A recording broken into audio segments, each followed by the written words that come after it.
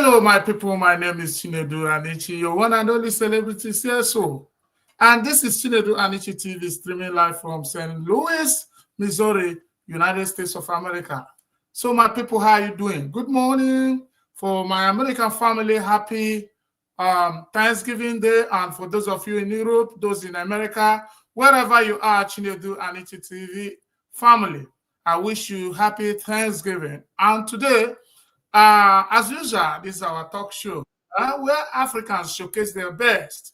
And today, we have very important personality, a media personality, a CEO of um, a magazine that it goes internationally. An African American and a very illustrious and dedicated daughter of America. So today we'll be having Vikki Jones. Vikki Jones is the CEO of VMH magazines and sports. And okay, I'm not going to blow her trumpet. She's coming up to tell us about herself. But she's a trailblazer, a public speaker, an author, a publisher, and okay, I was saying I'm not going to blow the trumpet. It's like I'm blowing it already. So let me have the privilege, the way we do. For those of you watching on Instagram, those on YouTube, those on Facebook, go ahead now and share the live video. Tell a friend to tell a friend that Vikki Jones is live on Chinedu Anichi TV, the African voice in diaspora. And let me have the privilege to bring Vikki Jones to you in this show. And here is Vikki Jones. Unmute my. Yeah. Hello, Vikki. How you doing? Yeah. Hello, Vikki. How you doing? I'm well. Can you hear me? Yeah, I can hear you very well now. Awesome. Thank you, Chinedu, for having me on Chinedu Anichi TV. Let's hope we have a great conversation here. Yeah, Vikki, you're radiating all thanksgiving, all gratitude is transparent in your facial expression. So how is Thanksgiving going in your side? So everything is going well. Like you said, we just finished celebrating Thanksgiving. I am outside. I love nature. I want everyone to know that. So I decided to sit out and have this conversation. But all is well. All is well. We're going through, our company is growing through these levels of growth. And as you introduced me and have been sharing on these international platforms, but I have no complaints. Yeah, thank you for coming to this show. You're a known person. You're an author. You're a publisher. You're a media personality with very, very versatile experience. And this morning, this afternoon, and for morning for some people, and evening for some people, with due respect to your time zone. So, but let's say this afternoon here in Central American time, this is 1 p.m. after 1 p.m. and where you are is after 2 p.m. and some other UK is after 7 p.m. in Nigeria is after 8 p.m. So that's In how the evening. ready. So good evening, good morning, everywhere depending on your time zone. Vikki Jones is here live, and let's have the privilege to have her introduction. Can you tell our viewers who you are, what you do, Okay. and why you're here? So, yeah. So let me share this with you. Now, where I am now was not intended. It was not in a structure. This is where I am in the type of business that I'm doing and the expansions. Because the number one primary thing for me was book publishing books and getting independent authors out into the world in a mainstream, positive, professional way. But what happened is one thing led to another. So the books led to the magazine led to the red carpets. The red carpets led to other business endeavors, and then eventually around the world, the magazine did. So, but it all boils down to one central hub, and that is in communications and publishing and information. And technology combined in that. So with this combination of communication, information, and technology is how I'm able to have these streams or these arms, if you will, of business. But the primary hub is publishing. And so in publishing and also producing, you have the opportunity to share information through books. You have the opportunity to share information through media, whether it's streaming like we're doing here now, and also magazines. The magazine has been a front runner. It's digital, an interactive digital publication, and also print. We print on demand or on an as needed basis. And at this point, what we're doing is printing. We've hit up to thousands, of copies when needed, and again on an as needed basis. So publishing is the primary hub, which translates into digital technology, audio, the magazine, the podcast, as I've mentioned. But the primary hub is still communications and information using technology, the latest in technology, to get that information out to the world. Okay, that's great. What I'm saying is, can you introduce yourself to our audience? I'm sorry. I'm sorry. My name is Vikki Jones. I'm having a little bit of difficulty in the hearing. I do hope I have not confused anyone with jumping ahead in terms of the business. But my name is Vikki Jones. I am a founder and CEO and owner. Owner is important because oftentimes companies are started and then they are passed on or sold off. But anyway, founder and owner of VMH Publishing, which is the primary hub. VMH Publishing publishes books and also publishes the magazine. So, won a number of awards on in publishing books in a major metropolitan city here in America. And quite interesting enough, I'll share this, is that although we're based in America, there have been others who've flown in from other countries specifically to that city for us to publish their works. But founder and chief executive officer of VMH Publishing, VMH Magazine, which also I'm wearing VMH Sports because we began to have a branch in sports. And then for the most part, I had to begin designing travel bags because we also travel, at least I do travel quite extensively in my work. So, founder and CEO of VMH Magazine and Sports, VMH Publishing, and also some bags for the purpose of traveling in business.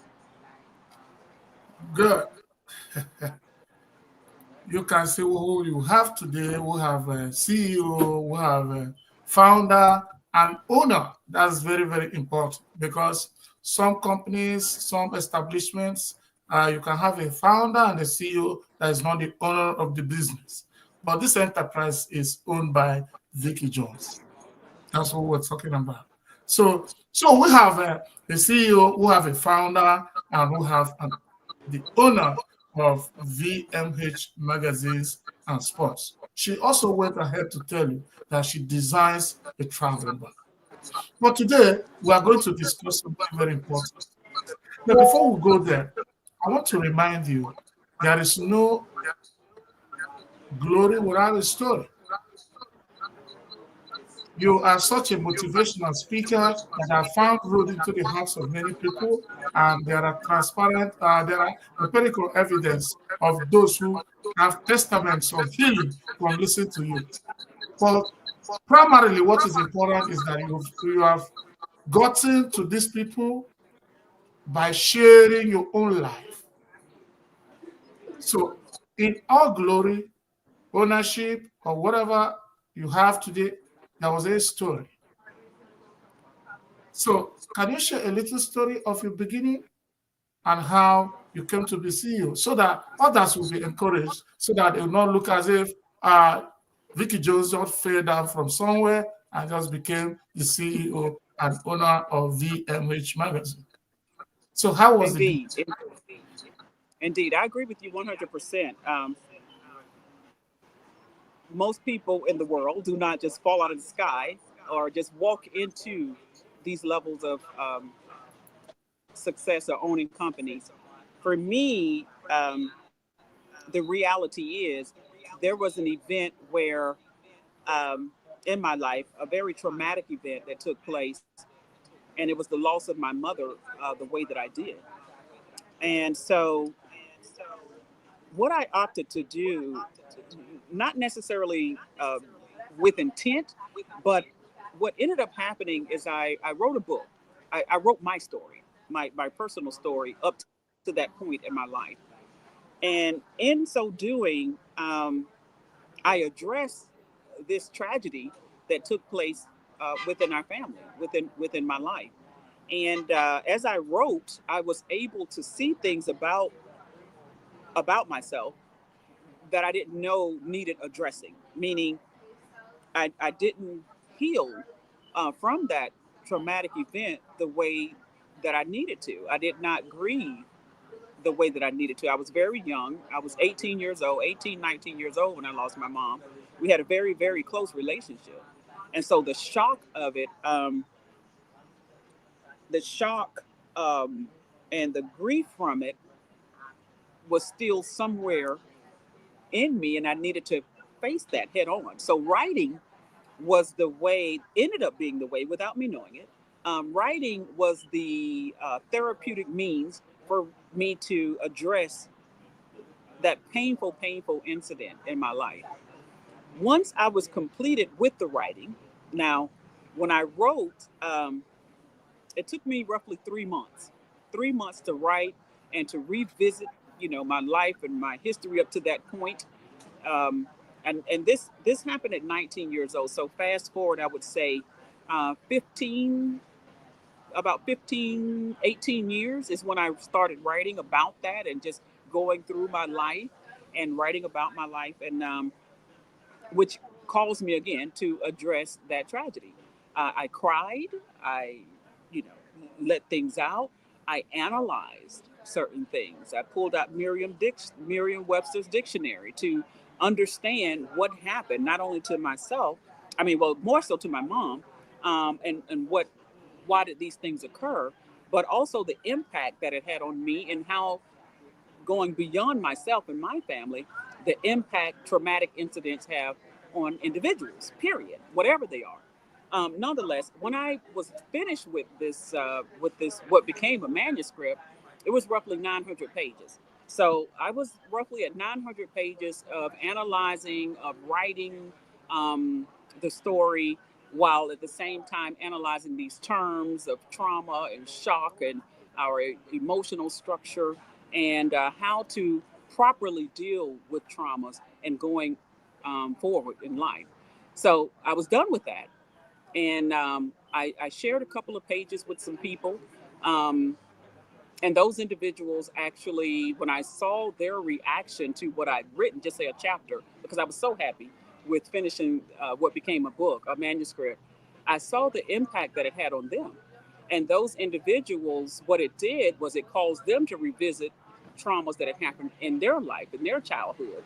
And I was like, wait a minute, this is an important, I knew it was an important body of work because I saw the relief that it brought to me, the healing that it brought to me. I felt free when I was finished with this manuscript. But I also saw through sharing, chapters here and there, that I saw the impact it had on other people, and for them to be freed of whatever had happened in their lives. Nonetheless, and the healing, not free, but begin the healing process. So I saw that impact, and I knew that this was a critical body of work. And so I began to pitch the manuscript to various publishers, mainstream publishers. Prominently in America, the primary hub for publishing is in New York City. So New York City, basically no answers, no reply, no response. There was one publisher that had some interest, but they delayed, in moving forward with publishing the manuscript. And so what I saw there was there is an issue, there's a major gap between mainstream publishing these writers and those that they select. In my mind, I knew at that point the primary folks that get the deals or get their books published, no matter what they've written, are those that were, heavy hitters or famous, or where the dollar, could turn around fast and the books could sell.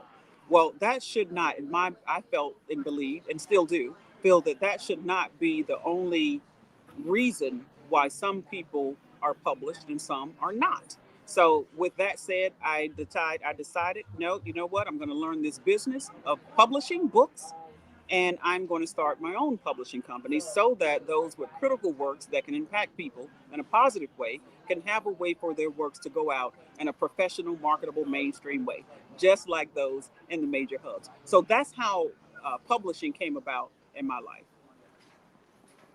Wow. So inspiring, so inspiring and So motivating. there was let me say this, Chinedu, the reality is through deep self care, deep caring about me, caring about other folks, and how they could come out of situations into a place free of things that have weighed them down that they didn't know was there. And that's what I refer to as a deeper self care. That is how I came to this place of business in books, opening the door to opportunity so that others can have a chance to get their works out in a professional, marketable, mainstream way in the bookstores and reach people around the world. You see? Wow, that's great. So that's mind blowing. Thank you, Vicky Jones. Yeah, you just summarized what inspired you into what you're doing today. As I summarized it by asking you a question, the story that brought about your glory. Today, you are affecting a lot of lives through this means, and that's the vision, and that's the mission. So today, you're here today. We are discussing excellence in business leadership. Okay, so Yes, indeed. for me, excellence for me means attaining a very satisfactory level in a career or in a profession or whatever niche you have chosen for yourself. So there will be satisfaction on your side and satisfaction on those who receive the particular services you render. That's what I understand by excellence in business leadership. So, how empirically can you explain one or two places this excellence in your own business has been expressed? So the primary thing for me, what I refer to as excellence, um, I translate that to quality. Quality is the number one. I refuse to let numbers dictate outcome. And what I mean by that is, social media and, the numbers will come. But my focus was not, okay, let me get 5 million followers on Instagram and 10 million followers on YouTube and see how many customers or how many authors or how many clients I can get in and how much money I can make. That was not number one for me. Number one for me was quality and ensuring that the content or what I put out into the world met the standards that I wanted to see in the world. In other words, that whatever we put out or whatever goes out into the world somehow is going to make a positive impact on societies in whichever part of the world. And so, in focusing on quality versus quantity, in my opinion, that impacts what you refer to as excellence. And so I think and I will continue in that. And then in focusing on quality, what happens is eventually for those that, not saying that numbers won't bring in certain things and probably very fast. When you build something with bricks, bricks, bricks, bricks, which is quality, quality, quality, it takes a little bit more time. But the numbers will come, the people will come, but the solid foundation will stand ideally for a very long time.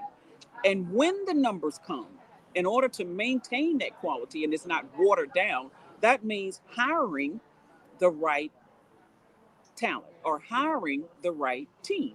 So in hiring and having the partnerships or the relationships or developing these relationships with the people that you bring into your company, as I brought into mine, it's ensuring that those individuals are in alignment with what the company stands for. And so that translates to, okay, so for the person who wants to come into your company or come into my company, if they're looking just for a paycheck, this is the wrong place. You truly have to care about literature. You have to care about the outcome, and you have to care about typesetting and editing, and you have to care about people. That's the number one. That's intertwined with quality is also caring about people. And so, in my opinion, I believe that excellence translates to quality, caring about people, caring about what you do, and having a passion for it. It's in that where excellence comes. Wow, quality and not number. Quality Yeah, and can't not chase the number. numbers. Don't And chase the numbers. that's a very very very very unusual part of the understanding of putting out services to the public. So I think for me, this is a very very very uncommon ground.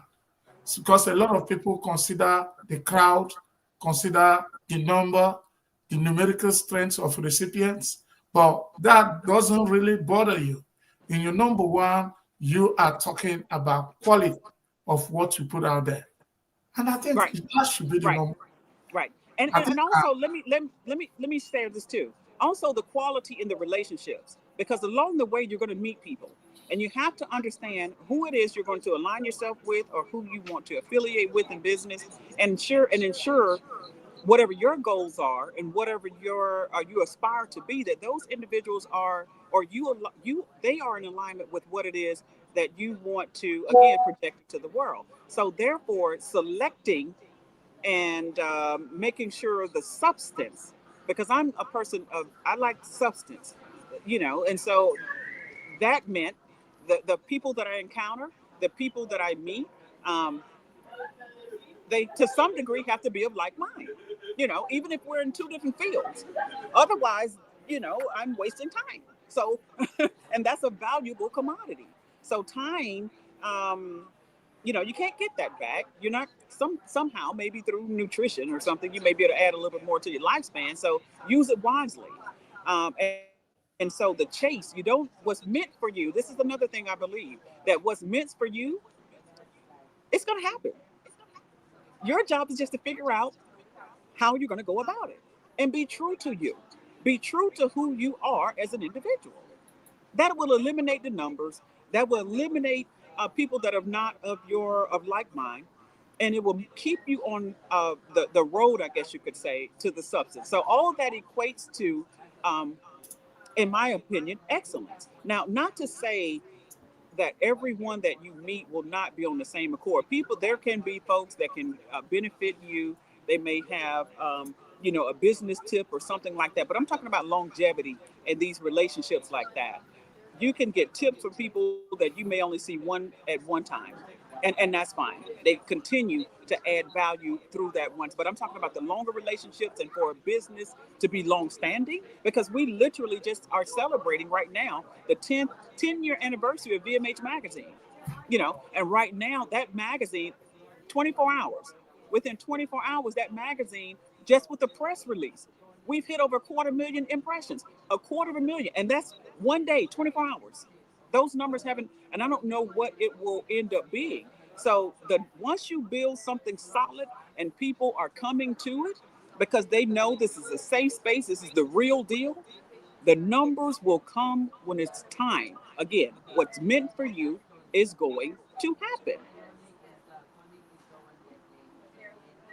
yes, I think I share the same idea with you. When I started this my platform, we are in the generation of the Gen Zs and the and the Alpha generation, and all that trends is things that might not be morally sound, and all this and all that. So I decided to create a niche where I put out educative, life-saving content. So initially, when I started, sometimes I'll listen to myself. I'll be talking, I'll be listening to myself. Nobody's listening to me. Now on Facebook, we have 254 people watching now. So, but initially, when I started, yeah, I was talking to myself. But See? I told myself I'm going to stick to quality. So just like what you said now, when the quality is there, the numbers will come within Indeed. time. So Indeed. I believe you, Vikki Jones, and that's a very, very reconcilable approach with mine, and I am very sure. But this magazine and all other businesses you have done that gave you, let me tell you that a business leadership personality, apart from the media personality you are. So, because of the exploits you're doing within America and even outside America. So, but this experience over time has given birth to numerous achievements. What are the experiences you had that shaped your approach to leadership? So let me tell you. Okay, so there are a couple, but the one that was a big one for me was when Barack Obama, former President Barack Obama, when he was president. If you're talking about experiences, am I correct? You're talking about experiences that helped shape, right? That's what you're talking about. So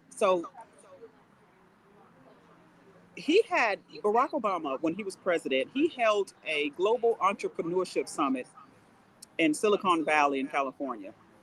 And in this summit was the founder and CEO of Facebook, founder and CEO of LinkedIn, just everything that we utilize, even some of the platforms that we're using right now. He had everyone there, and you couldn't buy a ticket.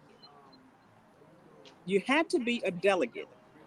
And so, understanding that the White House chose my company to be a part of this global entrepreneurship summit where people from around the world, and then they said to me, Vikki, VMH Magazine, I'm talking about this is when we were going over to get the search before going into, for security, to go in there where President Obama was talking at the time. That was a big deal. That was a huge deal. And I was like, these people know me. And so that was a big deal for me. And there were others. There were so many others. For instance, to be credentialed and to have access to events where Sir Richard Branson, who owns Virgin Airlines and Virgin Air, Sir Richard Branson, I can't remember which country that he's out of. And then all these global top leaders around the world acknowledging my work by saying, come on in. That was major. Those things have helped shape me and continue to propel me even now. I'm just saying right now, Chinedu Anichi TV has given me a face and a voice in Nigeria and in other countries. These right now, there's another shaping and an opening of my mind right now because your audience wants to hear something that I have to say in terms of leadership, excellence, how to propel their business, how to expand their careers, what to do when it comes to technology, how to utilize it. These are big deals. I've never been to Nigeria. You see? So this too is another shaping and molding of going forward and continuing with what it is that I do. Not just the companies, but also the messaging in the companies. I just want to say that. Wow. You see, when you talk about quality, it touched me because I know now. Yeah, one time I met a great man. I considered him my mentor at the time. I had a lot of endowment. He's one of the great orators that existed in Nigeria, and he was discussing about value. He picked up a naira note, the highest denomination of naira notes, squeezed it, threw it to the floor, trampled on it, and picked it up again and told me, uh, can he still buy something? I said, yes. He said, no matter how you trample or squeeze or handle anything that has value, that has quality, it cannot lose the value. It can suffer, it can take another shape. It can be molested, it can be manhandled, it can be treated anyhow, but it doesn't change the value. Indeed. So that's how quality enterprise like yours is, like your testimony of Barack Obama, CEO of Facebook, CEO of LinkedIn, and all other very technologically high placed individuals in the world invited you. You know what that means? That means the quality has found road into the heart of quality people. And that's all. So I celebrate with you. So it has really shaped your sense of leadership. And I want to tell you, here you are, as an African American, you are back home because this platform is African Voice in Diaspora. There's a great writer, novelist, Professor Chinedu Anichi. May his soul rest in peace. In Nigeria, he said, when outsiders discuss or tell your story, it doesn't end without prejudice. That the best thing is for you to tell your own story. Mm. So, Europeans wrote books about Africans, Mm-hmm. Arabs made movies about Africans, CNN, Al Jazeera, they talk about Africans. Some place Africans to be living on the tree and other things. So, this platform wants Africans to tell their own story Mm. in all originality without being adulterated. So today you're one of our celebrities, you're one of our voices, and today you're telling your story. Nobody is telling the story of Vikki Jones in this show. Right. As an African American, you're here telling your own story of success, your story of quality that found road into the hearts of quality people. Yes. So your leadership and the excellence that underlines your leadership, I want to tell you the African disposition and platform welcomes it 100%. And this is the Thank you. place where they have heard your quality story, and we will carry it to every corner of Africa, home and in diaspora. There's something that you said that I had not thought about, and I thank you for that. So I will ponder that. And what you said was just now, you said your quality work reached the hands of quality people. And when I reflect back from today back, that is a good point. The work always went to or landed in the hands or on the doorstep. However it is, the doors open, the folks that opened the doors or said, Vikki, come in, these were people of large quality, top power, in various countries. I remember I was on a panel speaking in America, and I said something, and I didn't know that there were these dignitaries in the audience, and they were from Port of Spain, and they came up to me, and I was speaking on, I just made a comment, but the comment was of substance, and it's just, being true to who I am and what it is that I have to say. And so immediately, once the panel and that particular that portion of the conference was over, they ran up to me. I sold out of books, and they ran up to me and asked me, do I want to come to some country? I didn't clearly understand them, but it ended up being the Port of Spain. And here, let me tell you what happened. Those individuals, they gave me the invitation to come over to their country along and to speak at a conference that they had, and we rode the government. This was the government. We rode in the presidential motorcade. At that time, Barack Obama was president. The president of that country, there in the port of Spain, Trinidad and Tobago, I was there on the stage with the president of Trinidad and Tobago, rode in the motorcade. When it was time for us to fly back to America, we sat in the same place, and the gentleman that was escorting us, made sure I knew this. He made sure we knew this, that place where we sat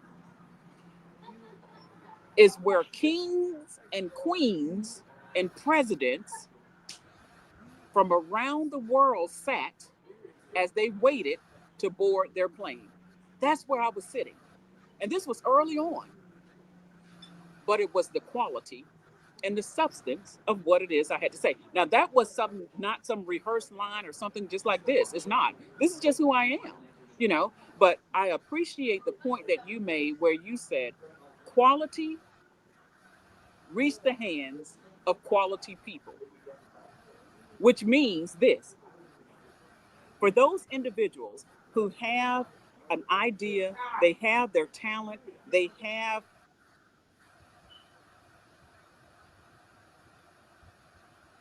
should know that it's the same with me.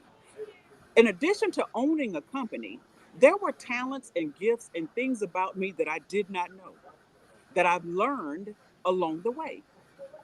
And those things that I've learned about me that came out, that developed, those things, which some would call gifts, some would call talent, they open the door to more and more opportunity. But the one key thing remained: I remain true to who I am. Anybody that works with my company, if there are signs, if there has to be, they too have to be of that same substance. So when you're hiring for your company, whether it's freelancers, full-time, part-time, whatever it is that you're doing, ensure that those individuals are in alignment and they're not chasing dollars, chasing numbers, and they are not true to what it is that you're doing in your company or as a person. They don't have to be identical to who you are.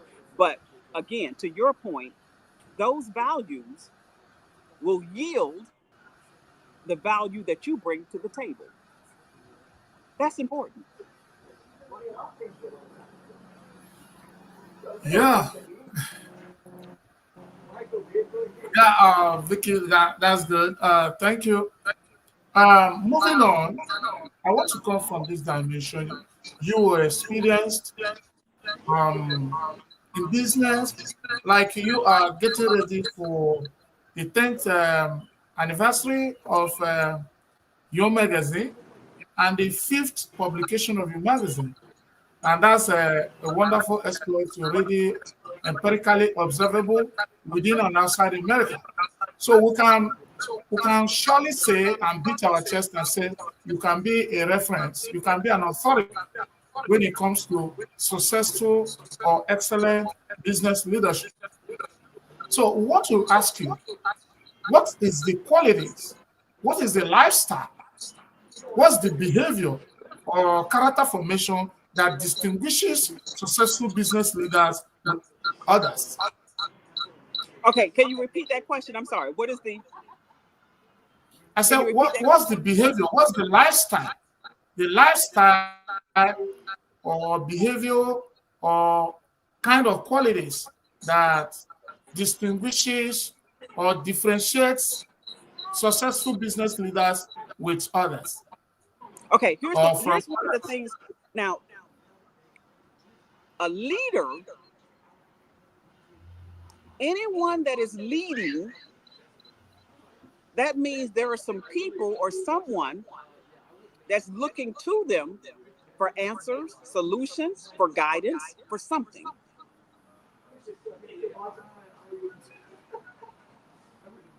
In my opinion, the successful business leaders with the longevity are those that truly care about people. You have to first care about people. That's the number one. How are you leading and you don't care They about? are people oriented. People oriented. You care about, for those that, in my opinion, for those individual leaders that care about what the individual or the team can only produce for them. They only care about what you can produce for me, or how much money you can make my company, or what you can do.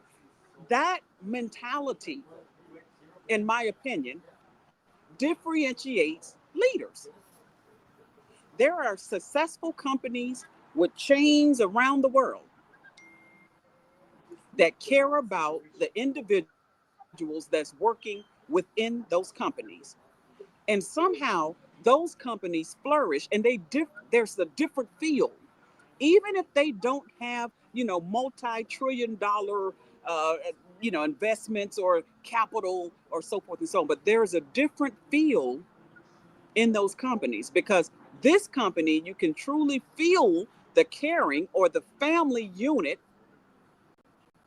within that company versus the other that's robotic machine, how much money you can produce or make, or how hard you can work for my company. In my opinion, that differentiates one style of leadership versus the other. And it still goes back to capital over human beings. Caring about the person within that role makes a difference. Now, of course, they have to do their job. There are obligations and there are standards and there are things that they have to abide by when it comes to the book. We got that.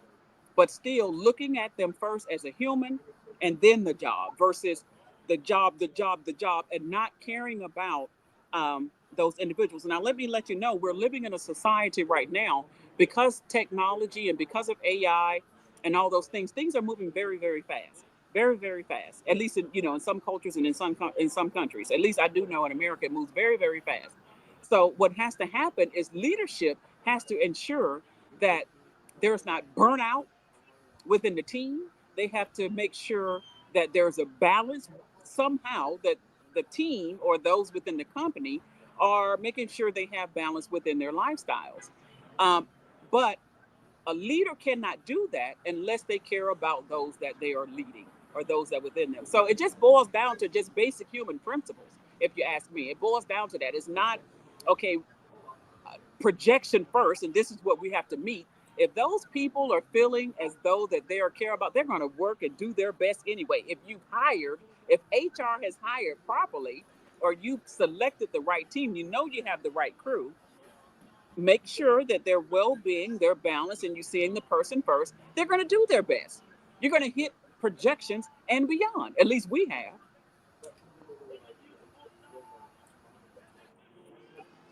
Wow. So very clearly, you stated that when a leader is people oriented, you are people oriented. They care for the people, not the financial or economic output generated by the company, but the value is centered on the people. The value is centered on the people. I think it goes back to your analysis about numbers and about quality.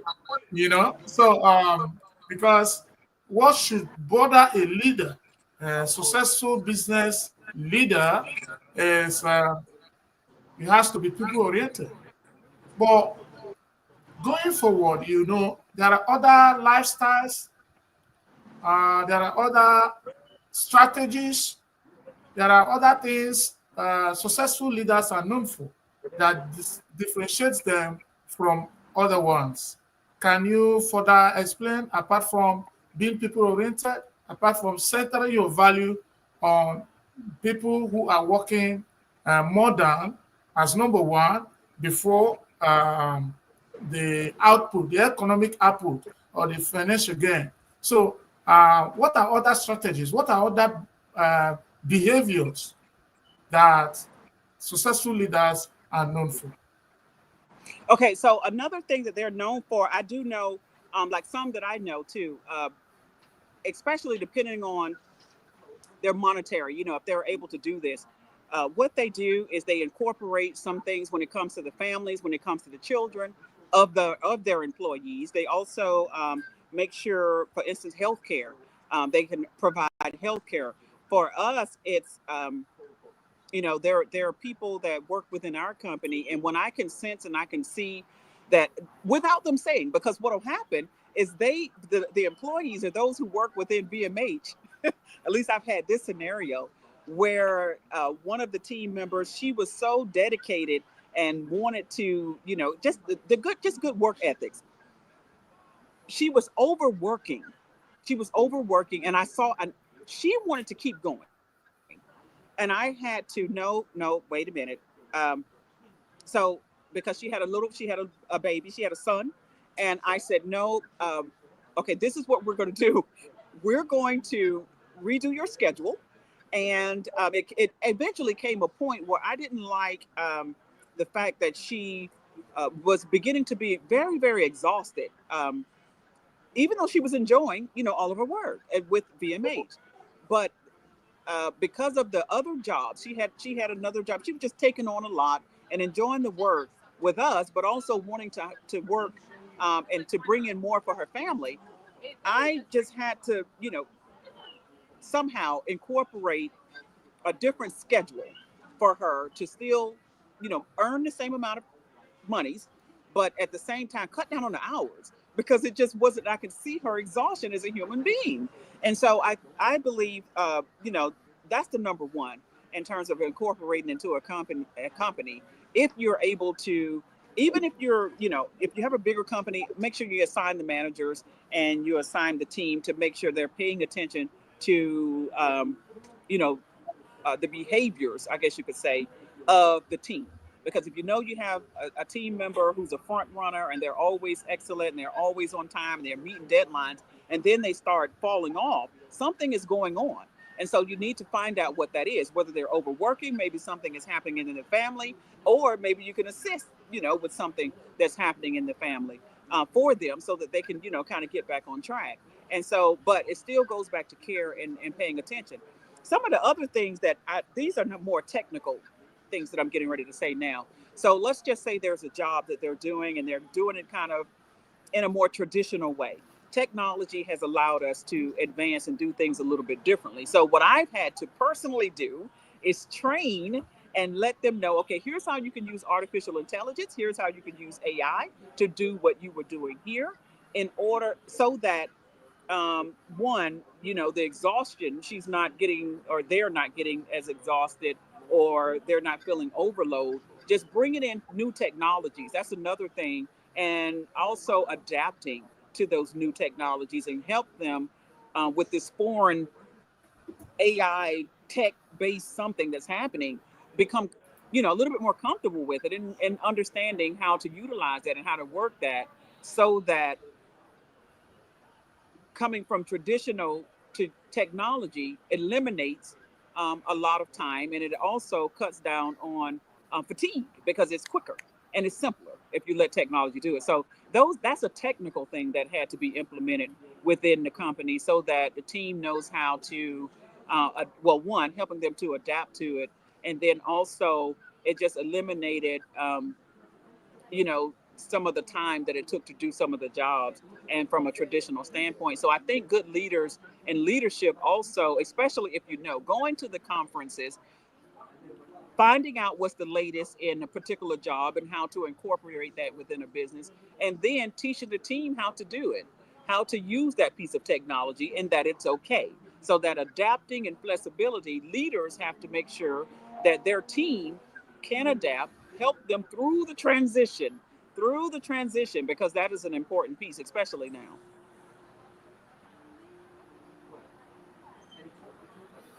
Okay. Um, Technology and transitioning. That's a yeah, technical yeah, yeah. piece. I'm talking. Yeah. So So, let me recap this. Let me recap this.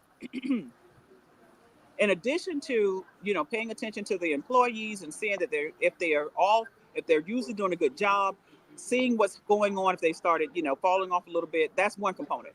But for those that do works in a traditional way within a company, those leaders that are able to see, you know what? Okay, I learned this at a conference. I learned this at a summit. I learned this particular piece of technology that we can incorporate within our company. Help your team members, help that member of your team adapt to that new piece of technology by showing them how to do it, um, and making the transition easier for them to incorporate that technology within their works. It makes it simple, it makes it fast, and it also makes them a little bit more balanced. They may be able to go home a few hours early and still get the pay. But the point of it is still the job is not as hard and they're not doing things in a traditional way when technology has implemented something else. But for those leaders that own these companies and that are in these C-suite levels or that are our executives, what they have to do is stay up on the latest in tech or the latest out there for what's needed within their company. And the way that they do that, it could be through reading, attending the latest in conferences, no matter where they are, because conferences and summits are around the world. Even if you want to do a webinar just to see what's happening and what the latest is, so that that can be incorporated within the company to make things simpler or easier for the employees and helping them to transition and adapt. Yeah, thank you. I know, Vicky, as far as I'm concerned, you are an erudite media personality and a publisher. And coincidentally, I know you have done a lot of research on various personalities, on various aspects of leadership. So, across all this your research, what are the predominant um, pitfalls you have discovered that always set leaders down and militate against their progress? Okay, so instead of using the term pitfall, I'm going to say what propels. There's a word that differentiates and that because leaders that are successful, I'll use like a company that are well-known brands. I'll use like Nike, and even mine, as far as that concerned. I'm not the Nike level, but I'm just saying, still in the leadership capacity, resilience, tenacity, being able to stick with what you've created, even when it's you're going on this emotional roller coaster. Resilience and the knowing that you have inside that this is going to work and sticking with that. So I won't use the term pitfall. I'll use the opposite. Having those key words and utilizing them and knowing that I got to stick with this, even when there are naysayers or people around you don't understand. Those are the guys. Those are the women. Those are the individuals that hit the global, and I won't say stage, but if they have a global, some of them don't know this. Like this conversation or the Barack Obamas or all those levels that I went, those weren't in my, I never thought that when I started a book publishing company. I just knew they said no and I say yes. You say no, I'm not going to publish this book because this or that, or I'm not going to write this editorial. I'm not going to publish this in media. I don't want to speak to you. And I said no. They have something to say. I have something to say. And I say yes. And I'm going to figure out how to do it. Period. I never imagined that it would grow to these levels. So these people that I'm speaking of that have hit these global markets, I'm pretty sure they didn't think that either. But the key thing is even when they were exhausted, flat on their face, somehow they were able to pick themselves up, go back to the drawing board, figure it out. Resilience allows you to do that. You see? And a strong knowing that this will work. I have to figure out the kinks, figure it out. Look at Jensen Wong, $3 trillion man, his company, NVIDIA. NVIDIA. 30 years. 30 years working on the chip that powers AI and Chat GPT. I met him. I never would think that my company and my work would take me to the place of meeting Jensen Huang, he was born in Taiwan. He's in, I think, on the West Coast, but he's the founder, one of the founders of NVIDIA that's around the world. Now, all the majors have to come to his company to get the chip that power the cars, that powers this, that powers that.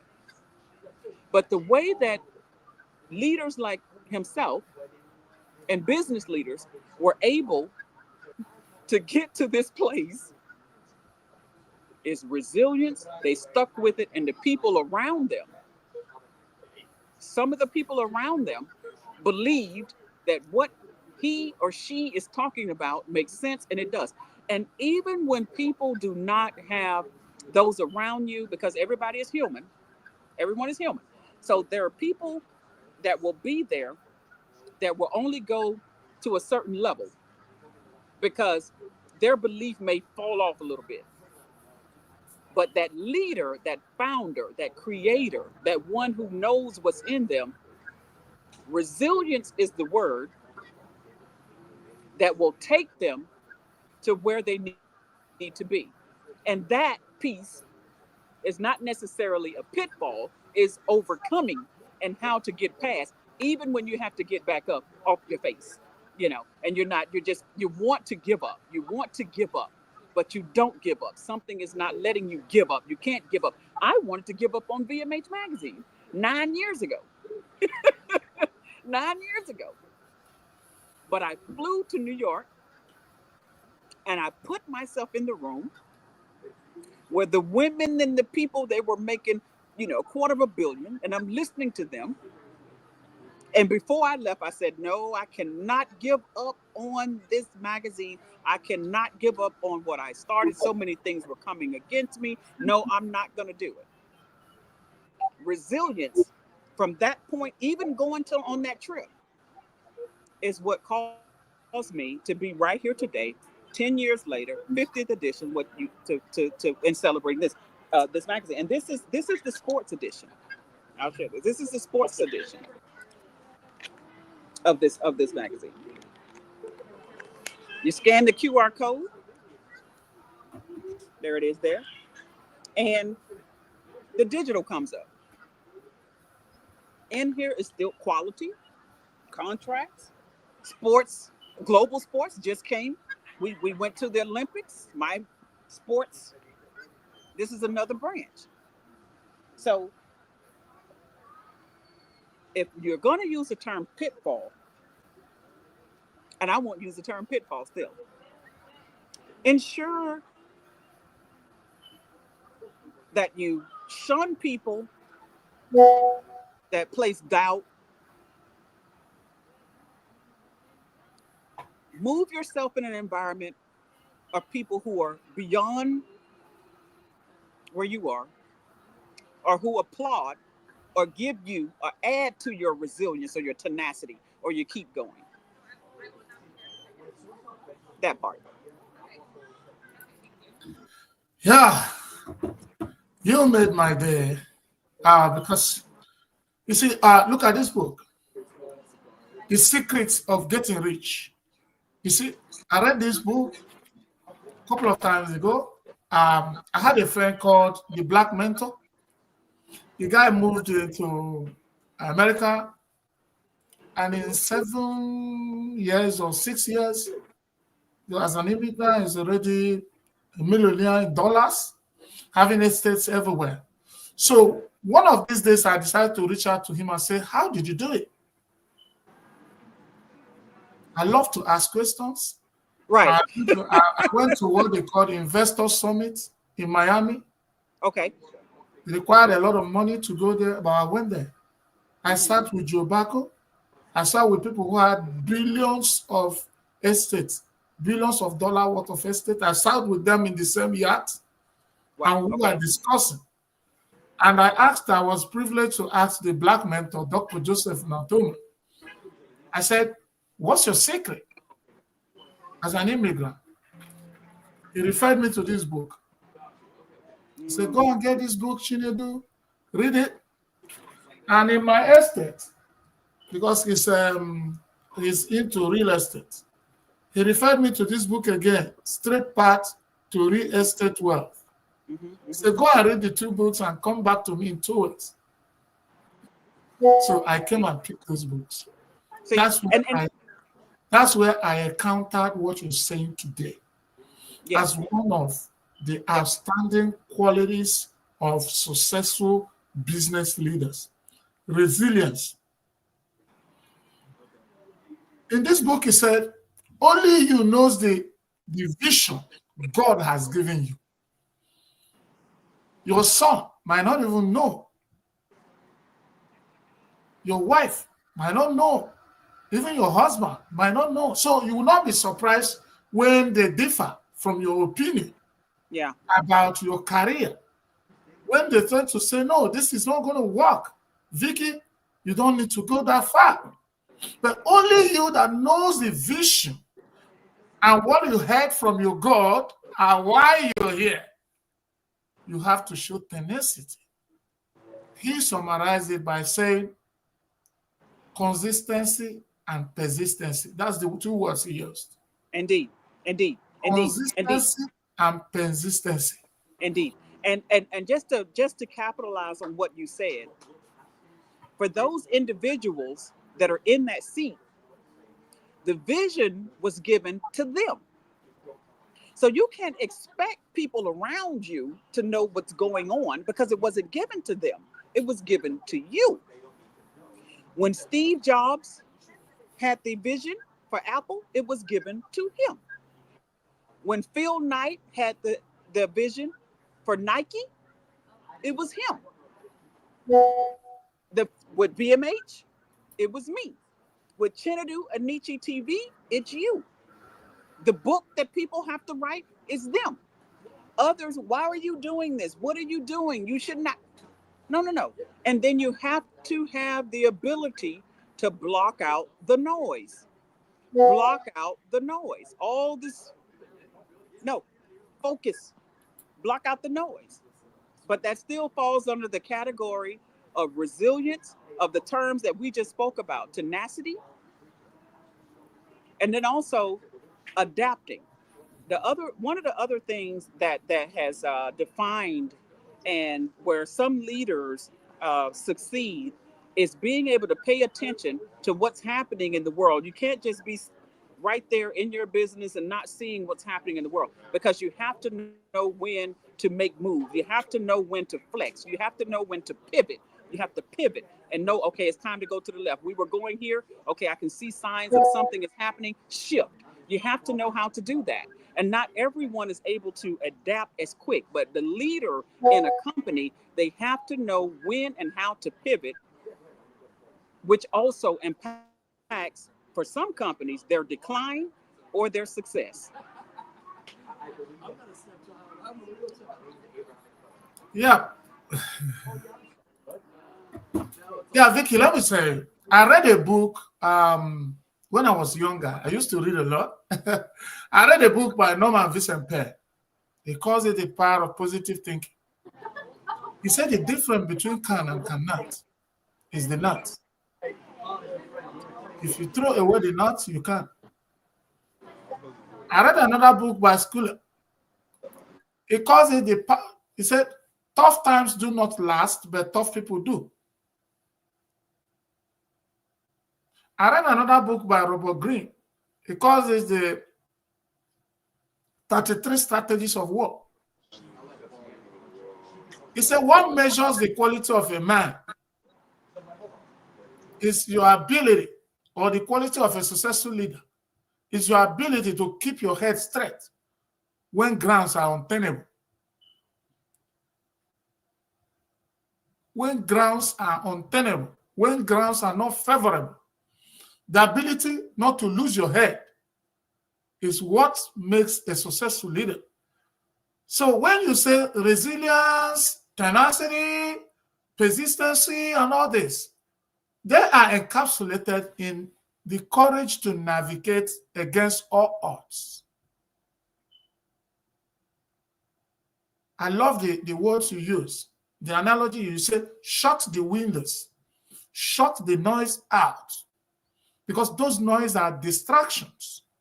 They come like criticisms, they come like sympathy, they come like people are trying to sympathize with you. Hey, you're passing through a lot. This is not good for you, your health, your this. I wake up 2 a.m. every day, and some people will call me, hey, they are the one that calling me on phone, and I pick by 2 a.m. They say, you don't even sleep. You called me on phone 2 a.m. and I picked. And you say, oh, you don't even sleep. Okay, what if you called 2 a.m. and I didn't pick? So they will tell you, you need to sleep, as if you have born to sleep. So I seriously 100% believe what you're saying. And moving on, I want to ask you something once more. Yeah, thank you for coming to this show. We are enjoying you. I want to use this opportunity to talk to Thank you people for on having me. Instagram, Prince Noscan, Fejido.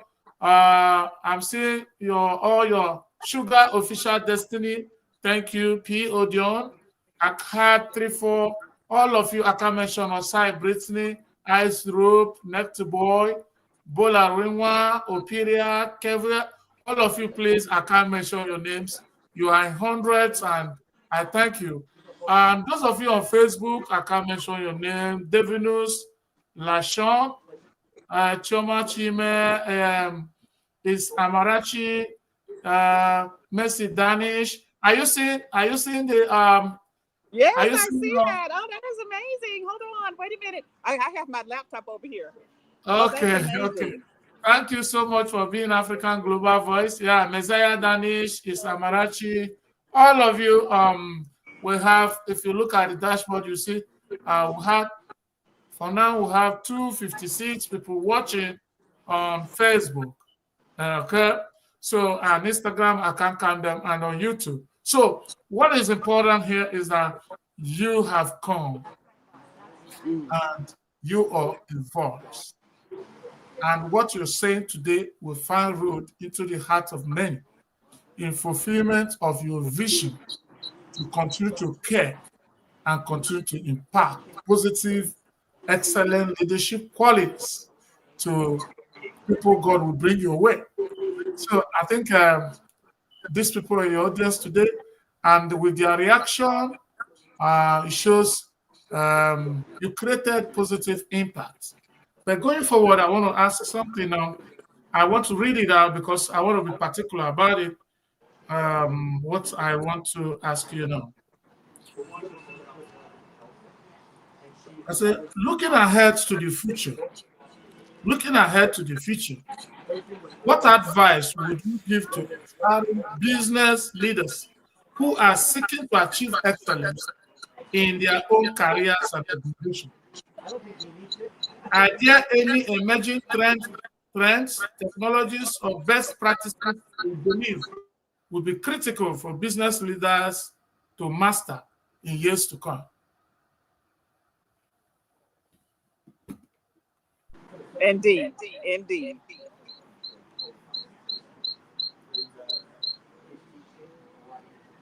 I'm trying to mute this. Indeed. I think anyone who, I'll say this, let me say this.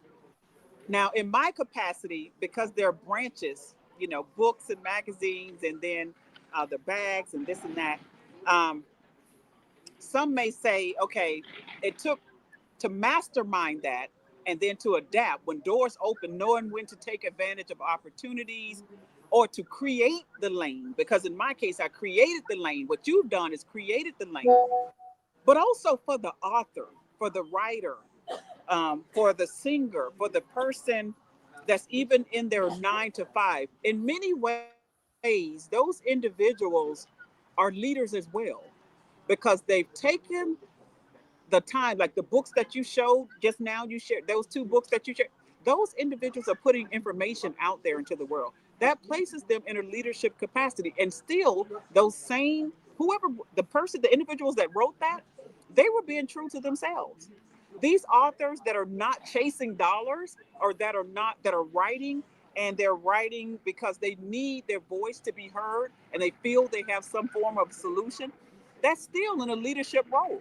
Now you have some people that is obvious, that is leadership, but then there's also in the day to day, there's leadership. So it still takes those same things that we've spoken of today to keep going, to reach your greatest, you know? And then also going around people that have great minds. Whether you're reading a book, you may not be able to travel to a summit or go to a conference. So buy the book to see what this individual has to say that can attribute to your life. Oftentimes I've read a number of books like the ones that you shared. So there are many different ways that we can take in what we need looking at this show here, live streaming. So we don't necessarily have to spend a lot of monies to get to the places that we need to do, get the information that we need that attributes to our leadership or attributes to our success. Um, but the point of it is being open and finding those places, and adapting to, even like I said, if your money's a big or small, or you have great capital or you have a small amount, there's a lot of information in so many ways where we can digest, be it social media, be it books, actually going and being in the environment with some of these people in these conferences. The point of it is getting out there, doing it, and finding the way for you to get what you need so that you can be the best that you are, and staying away from the naysayers. I don't tolerate it. I don't tolerate it. I don't have that, even that energy around me of that I can't do it. No, go around the people that encourage. That's important. Wow. That's great. I want to take you out a bit from what we're discussing, because people like you don't come easy. And now that I know what it took me to have you, and they pay you to talk to people, you earn a living by speaking to people. So we did not pay you to be here. So we appreciate you coming here, even though also people pay to be in this show. But I think I think we had this. We share the same vision, and we find the road into our hearts, both hearts, and that's why the mission appears very successful. And I must confess, And you, I've enjoyed it. I have you, enjoyed this conversation. yeah, I must confess. But I want to take you out of what we're discussing originally and go to why we are Africans. So, Africans will always sojourn in U.S., United States, seeking, seeking a greener pasture, and trying to have a better living here. So, and what's your advice to the African community? Experience as an American, as an African American, what's your advice to the teeming immigrants from Africa that are Okay, so in so the America? number one thing and the simplest thing, even if you don't have a lot of research, the number one thing is reading, reading, reading, educate and do the research, and then social media. Like now, this is a simple tool. These are simple tools. So I'm sorry. So these are simple tools.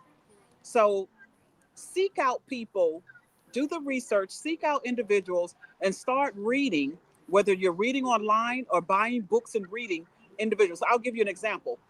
I was very encouraged when I read Shoe Dog, is the name of the book. Shoe Dog, which was written by Phil Knight, and his story, and how he got to where he was. There's a number of them, but what that did, and when I read the stories and hear the background stories, like you brought out early on the show, you said there's a story behind the success. When I read the stories behind how they got to where they are or where they started from, what it did is encourage me. So for those that are in Africa that understand that you can too, it's just a matter of finding the information, which is through books, which is online, and then determining what can you do or what do you want to do. What do you want to do in your immediate surroundings? Now, that requires another thing.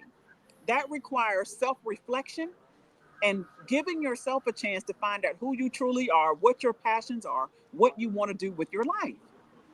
What do you want to do with your life? And once you begin to uh, uh, develop that inside, at that point, start looking for information in that area and build slowly, slowly, whatever it is, slowly. It can be done. There are people using YouTube. Just let's just say you want to be a trainer or you like um, working out. I mean, working out to train your body. So YouTube is a free platform. Okay, then what you want to do is try to figure out how to monetize that. Well, if you get enough views and all that, YouTube is going to pay you anyway. Or you can do the free subscriber. I mean, do the subscribing where people have to on your build a little website. A little website. There are a lot of free things out there. People will have to pay $10 to come on and get your subscription to learn how to do that particular exercise if they want to get their body or eat healthy. So you can start a business. It doesn't have to be some big business. You start small. But the first thing is figuring out what do you want to do with your life. I don't care where you are geographically. If it's in your heart, if it's in your mind, if it's in your soul, there's a way that it can be done. Don't look to the next person or that person over there and what they're doing.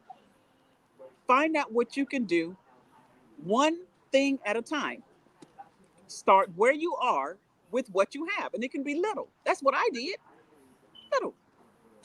Even right there in Africa. You don't have to go be big. Go big. Find out what you want to do in here and start developing it. Reading the books, reading the articles, seeing what you can do.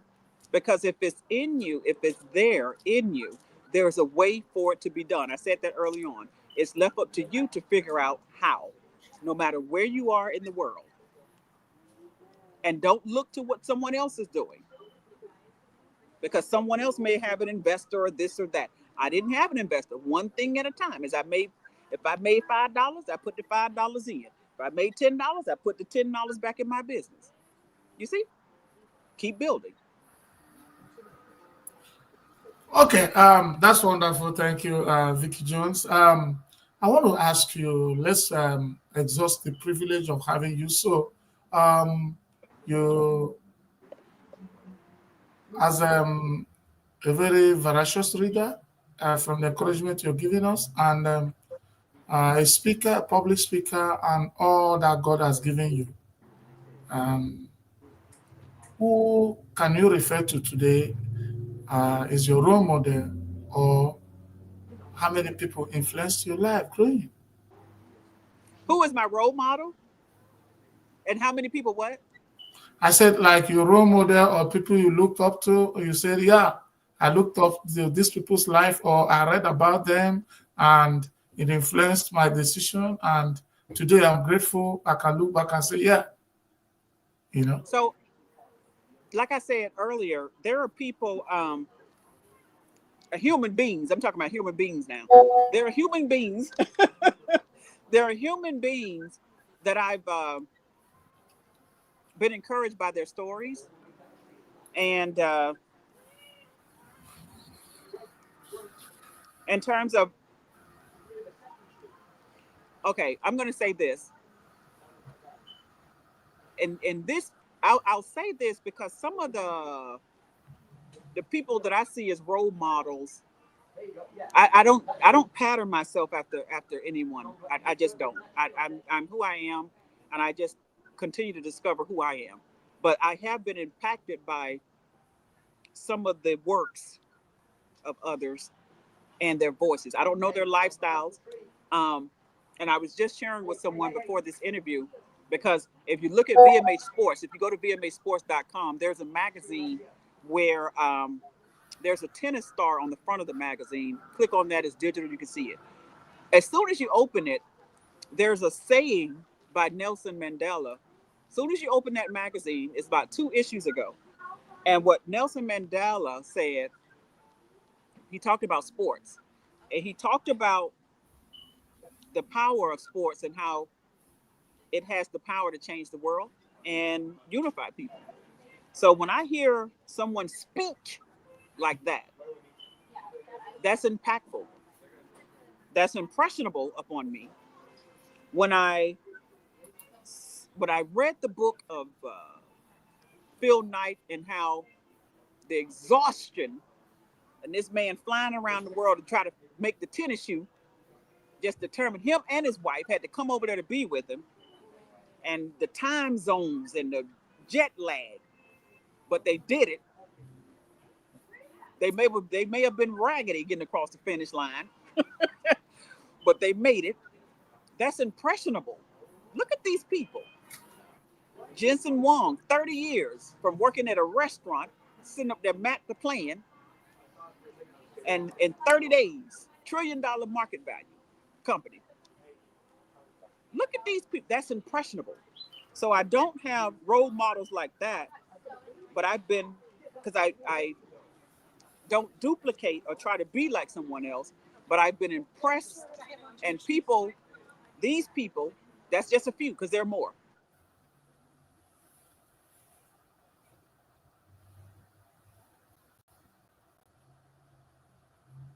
with me, that stick with me, you know? Okay, thank you, Vicky. You've done so great in this show, and we don't we decide to exhaust you, and apply some media elasticity. So, but you have been This is wonderful here, funny. Vicky. You have been wonderful here. Thank you, So, I Chinedu. want you to use this opportunity, give a shout out to one or two people in your company, or one or two people you find you just want to give a shout out, express yourself, be thankful.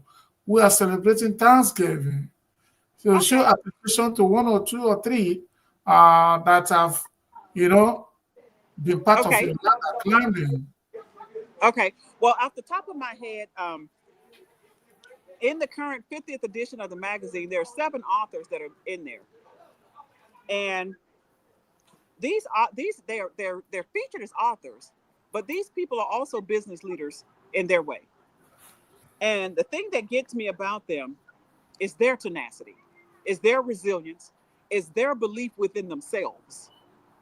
And there are 3 people that's off the top of my head that I want to give, to say they have ran, these people have ran with their dream. Actually, one of them, she's a cover feature, but these people have ran with their vision.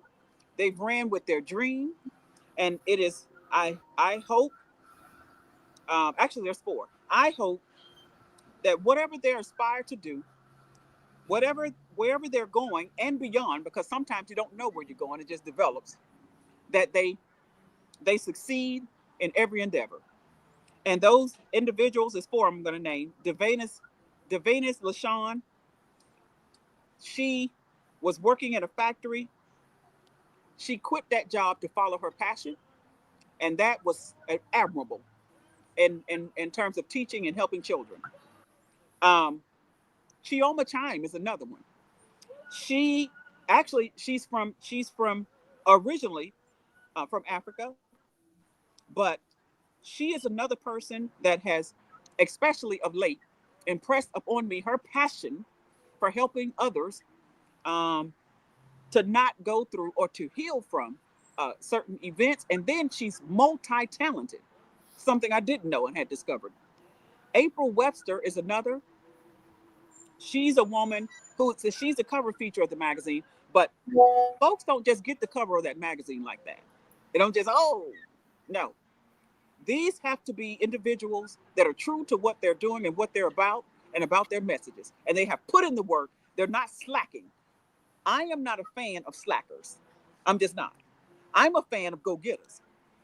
You put your actions where your mouth is and don't talk about it, do it. You see? I don't have the time to waste. And finally, Gary Jones. He's another one. Gary Lamont Jones. He's another one that has stuck. He's a person that worked within the criminal justice system. He saw things that were happening that were wrong in the criminal justice system when it came to those that were incarcerated, and took action, started a company, started a brand, to change these things that were impacting people that have brown skin like you and I. So when you have individuals that step out there and they're believing in their mission, they have the passion and they're doing something, taking action, and they stick with it for years to bring the change and to get their messages out there, those are the type of people that I applaud. Have to. You see?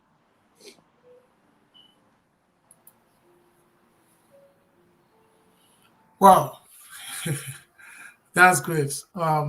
You mentioned something slightly about designing, especially the bag. Oh, So I want you to tell us about the bag you designed because okay. So, coming from our own background and mhm. being part of African Voice in Diaspora, I think we need to hear what is all about the bag so that Yeah. So, maybe one or two people will also carry the bags. yeah. So let me say this. Let me say this really quickly. The Yeah. bag, I had to pick up the phone because I'm here. The bag was not something that I set out to do when I traveled. The bags were not functioning. I needed laptop like this one here. This is like I'm gonna because I'm sitting here next to me.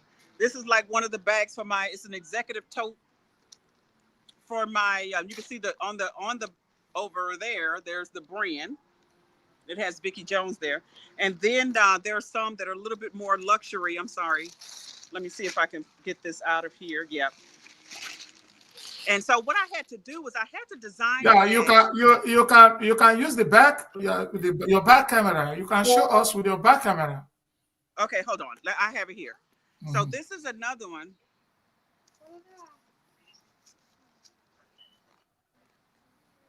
Wow. So this one is like a crossbody. And so what I had to do was I had to design bags that allowed that when I went to meetings and did things like that, I wanted bags that looked, I'm sorry for this camera situation. I wanted bags that were indicative. Let me do this here. There we go. Yeah. That were business and executive and quality and unique. So I had to design what I needed. Okay, so like I said about other things, when you see a gap, and like just like with media and magazines and books and all that, what I needed just was not there, and so I needed quality bags. I needed, unique bags. Let's see if I can turn this around. Does this, okay, I'm not going to mess with this. But anyway, I needed unique bags so that when I came into the room or when I'm at a business meeting, my bags looked the part, not just me. So I had to design this. I literally sketched and designed. I didn't know I had that in me. This is, like I said, another talent because I just continue to develop and I continue to see more about me. So that's why I emphasize the development and things you don't know about yourself that will come out. And this bag design and is continuing to go. So if people want to know more about that, just go to VikkiMJones.com/bags. VikkiMJones/bags, and you can see more in there. But yeah, so the bags have taken a life on their own, and so there are other people that are in different places who want the bag. So that is something that came about.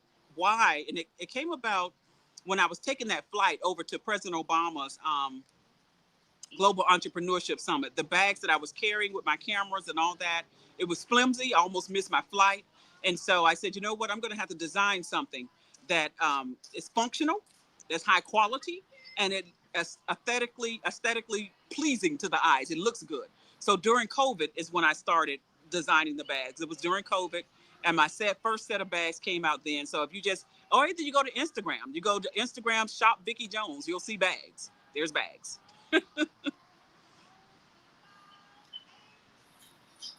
Wow, thank you. Okay, I think we'll leave you for the day. Maybe this is your show, as I told you. Oh my Once you have goodness. something good to tell us, you can always come around. Um, But for now, we'll be drawing the curtain. You've done great. But before we finally close today, what can you tell the world? What can you tell your listeners? What can you tell all the people that have given you this and believe in you about this Chinedu Anichi TV, the African voice in diaspora? Okay. So what I want to say about Chinedu Anichi TV, number one is the quality, the speed. I like the fact that, and also the fact that you really you go the extra mile. Chinedu Anichi TV goes the extra mile on the promotion, and you have to keep up. I mean, getting it out there, and also that's what I like about Chinedu. Chinedu, I love the fact of what you're doing on the show, but I also want people around the world to know. Tap into who you are. Tap into who you are. Now that's a big statement because, and I hope it don't cause conflict, because some people will want you to be somebody else or do something else. But you're not somebody else, you're you. Find out who you are. Allow yourself the time, the grace to know, to discover who are you. I had to do that. And in that, for me, is where the wealth of Vikki Jones comes from. Giving me a chance. Give yourself a chance. That's important. That is important. Yeah, you make your money, you pay your bills, you do this, but also discover who you truly are. Who were you meant to be? Not who the world conditioned you to be. You see? That's it. And Chinedu Anichi, thank you for allowing me to come on and to share these sentiments, to speak as I have. This platform that you've created for the globe, for international communication, is vital. It is important. You see? Thank you. Yeah, thank you, Vikki Jones, for coming to our show. My people, you can see we have a wonderful sister, a wonderful mother, a wonderful woman, capacity over color, and you can see she has really proved why she is the founder, CEO, and owner. Remember the word owner, very important. The owner of VMH magazines and sports. And you can see, for those of you who want to carry VMH bags, Vikki Jones bags, they're out there. You can contact me. You can just get to me, and by tomorrow I'll be displaying the website for the bags. For the young ladies that are on this show, you're in Africa, anywhere, you go to the website, carry Vikki Jones bags, and the spirituality, the vision of Vikki Jones, liberating people, setting people free from the shackles of ignorance, first of all, ignorance, and navigating you to victory against all odds. It will follow you when you carry the bag. Some of you don't know what, like I'm a Catholic. That's something we call, I have the crossbody and I love it all. Somebody says something now. Oh, they say they have I have the crossover and I love it, love it. Yeah, so you go to shop Vikki Jones at Instagram, or either Vikki M Jones /bags. Yeah, you can see. Yeah. Cool, so, thank you. Thank you. So my people, thank you. I also thank you for being here. Remember, as I told you, we'll continue to propagate the voice of Africa without adulteration. We keep talking our talk. We keep telling our own story. People cannot tell our story better than we do. So today, Vikki Jones was privileged, or is privileged, to give her own story without adulteration. So we keep creating opportunities, privileges for our people in our career, in whatever we have, for them to have a voice, to speak in all originality who they are. So, and that's what you have done today. So thank you for coming. We appreciate. Thank you. Thank you for coming to the show. Thank you for having me. Thank you. Thank you. Yeah, hello, my people. This is your own Chinedu Anichi TV and the African Voice in Diaspora. Today we had Vikki Jones, and we all heard from her. Remember, this is Chinedu Anichi TV streaming live on Instagram. As I'm talking to you now, you go to Instagram and streaming live. As I'm talking to you now, you go to Facebook, YouTube, and by tomorrow we'll be adding LinkedIn and other social media platforms so that we can reach to our people. Please come and watch, come and share, like, follow, subscribe, and carry the news. Tell a friend to tell a friend that Chinedu Anichi TV is a global family, and we are the African voice in diaspora. So thank you for listening. Those of you on Instagram, those of you on YouTube, wherever you're listening from. Thank you. And we also thank Vikki Jones, CEO, founder and owner of VMH Magazines and Sports and all other business enterprises. Thank you for coming to the show. I appreciate and I love you. Happy Thanksgiving once more. Remember, tomorrow, catch me 8 p.m. Nigerian time, 1 p.m. Central American time, 2 p.m. Eastern American time.